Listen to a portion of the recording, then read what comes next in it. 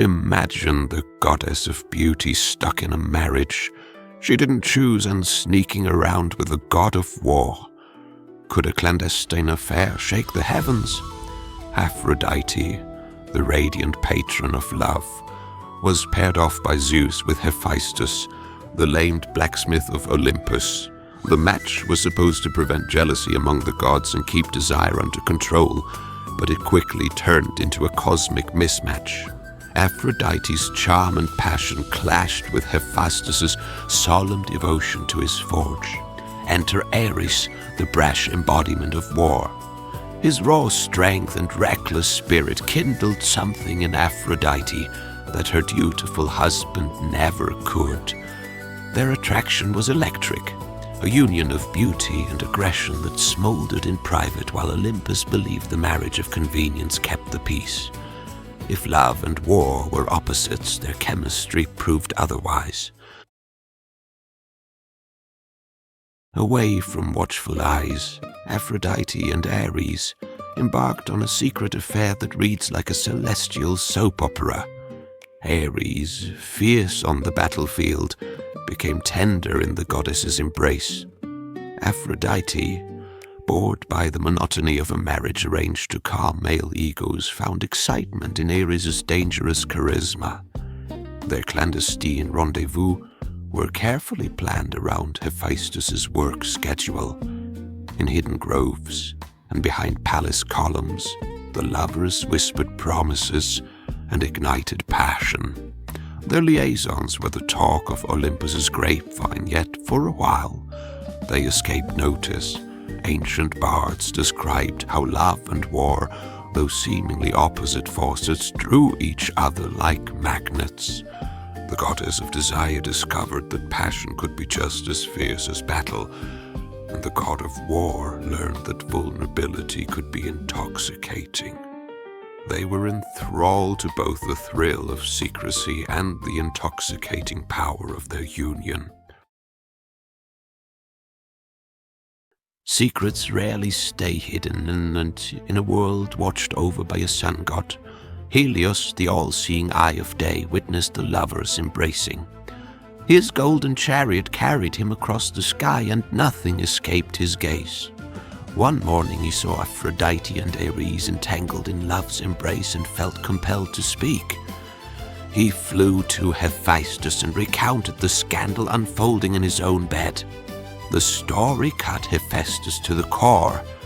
Not only did it expose his wife's infidelity, it mocked his craftsmanship with an emotional wound he could not repair. The smith's humiliation burned hotter than his forge, but rather than confront his wife with rage, he turned to what he did best, devising a clever device. In his workshop, he shaped a net of woven gold and bronze, an invisible trap so fine that even gods could not see it. Each link was imbued with unbreakable strength and intricate artistry. The plan was to catch the lovers in the very act, to expose them using the one thing that had brought Hephaestus honor, his craft. Hephaestus didn't burst in brandishing his hammer. Instead, he played the part of the unsuspecting husband. He announced he was traveling to his beloved island of Lemnos, leaving his workshop and bed unattended.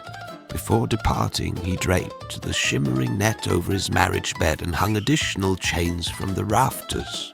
They were as light as cobwebs and utterly invisible, yet strong enough to bind gods.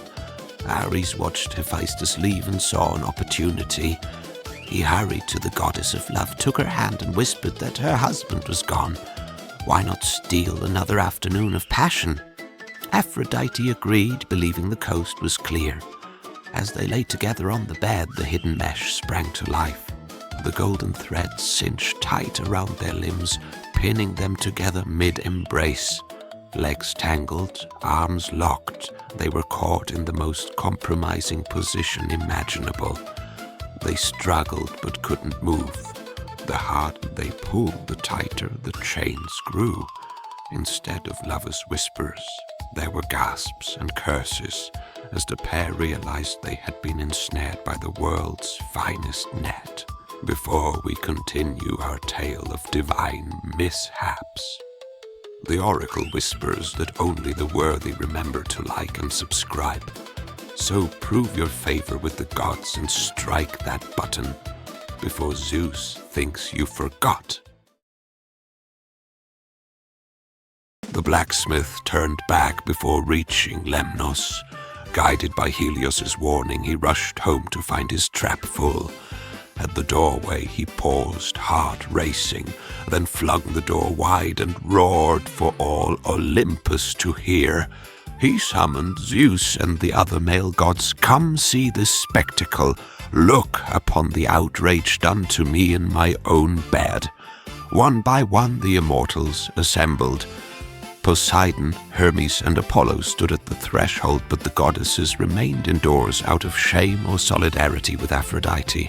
The assembled gods gazed at the sight of the beautiful goddess and the fearless warrior tangled together, naked but for strategically placed leaves and the golden web that held them fast. A roar of laughter echoed across the mountains. Even Zeus, known for his own amorous escapades, could not stifle a grin.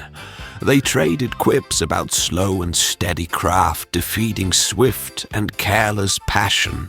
Hephaestus's deformity no longer mattered. His ingenuity had humbled the mighty Ares. For a moment, Olympus resembled a comedy stage where divine egos were deflated and the audience howled. Yet amid the laughter, there was also discomfort. The humiliation was complete, but vengeance has its limits even for gods.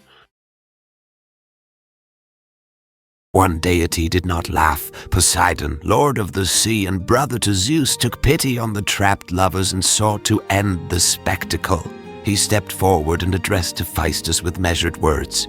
He acknowledged the smith's pain but pleaded for mercy, promising that Ares would pay any penalty demanded.